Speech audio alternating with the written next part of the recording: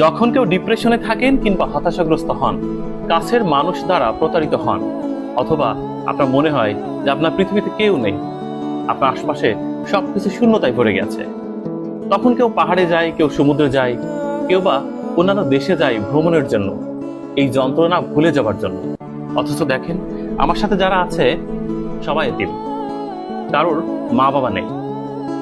এদের মাঝখানে আপনি আসতে পারেন, কিন্তু এখানে আসলে আপনার ভালো লাগবে, মনে হবে যে আপনার অনেক কিছু আছে।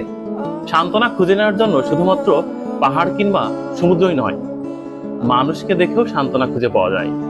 আমরা এবারের পিকনিকের মৌসুমে আমরা অন্য কোথাও যাইনি, আমরা যশোর শ্যামলাগাছির এতিমখানাতে এসেছি এবং এই বাচ্চাদের সাথে আছি। আপনার পিকনিকটা কোনো পার্ক, পাহাড়, সমুদ্র না হয়ে এই এতিমখানা তো হতে পারে, কিন্তু এখানে আসলে ভালো লাগবে, অনেক মায়া ভালোবাসা পাবেন।